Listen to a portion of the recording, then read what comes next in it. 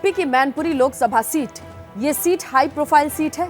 ये न सिर्फ समाजवादी पार्टी का गढ़ है, बल्कि समाजवादी पार्टी के संस्थापक रहे मुलायम सिंह यादव 5 बार सांसद यहीं से चुने गए। उनके निधन के बाद ये पहला मौका है जब पार्टी विरासत वाली इस सीट को बचाने में जुटी है। पार्टी में मौजूदा सांसद और अखिलेश यादव की पत्नी और मुलायम सिंह यादव की बड़ी बहू डिंपल यादव को टिकट दिया है। डिंपल यादव जोर शोर से प्रचार अभियान में जुटी हुई है। डिंपल यादव लगातार मैनपुरी घूम रही है, लोगों से मिल रही है, चुनावी प्रचार में व्यस्त हैं। वहां मुलायम सिंह यादव की दूसरी बहू अपर्णा यादव भी बीजेपी की तरफ से प्रचार करने पहुंची, तो कयास लगने लगे कि विरासत की ये जंग जेठानी बनाम देवरानी हो सकती है। लेकिन अब अपर्णा ने इसे सिरे से खारिज कर दिया है और कहा है कि सियासत अपनी जगह, लेकिन डिंपल यादव उनकी जेठानी है। उन्होंने कभी डिंपल को एक नेता के तौर पर नहीं देखा। परिवार में बड़ी हैं, इसीलिए हमेशा उनका आदर रहा है। उनके खिलाफ चुनाव लड़ने की बात अब तक जहन में नहीं आई है।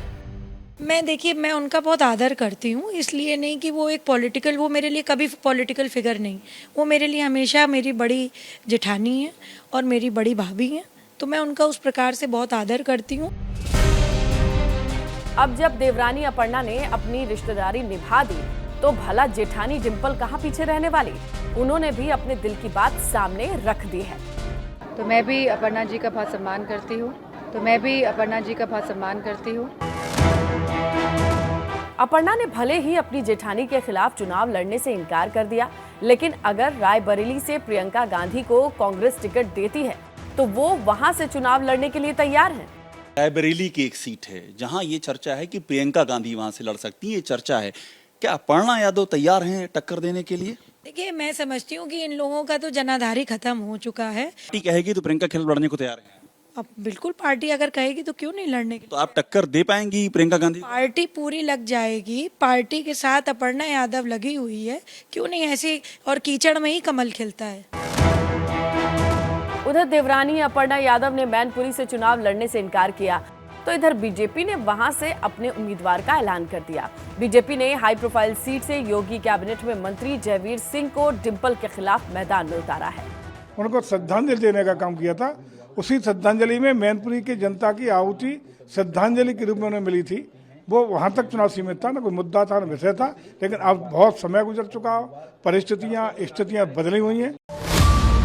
जयवीर सिंह पार्टी के कद्दावर नेता हैं। मैनपुरी के घिरोर विधानसभा सीट से 2002-2007 में बीएसपी के टिकट पर विधायक रहे। 2022 में बीजेपी ने उनको मैनपुरी सदर विधानसभा सीट से टिकट दिया। जयवीर ने समाजवादी पार्टी के 2 बार विधायक राजकुमार यादव को हराया। वो फिलहाल योगी सरकार में पर्यटन एवं संस्कृति मंत्री हैं। अब 2024 में बीजेपी ने उन्हें डिंपल के खिलाफ टिकट दिया है, लेकिन डिंपल उन्हें अपने लिए चुनौती नहीं मानती है। तो मैं भी अपर्णा जी का बहुत सम्मान करती हूँ।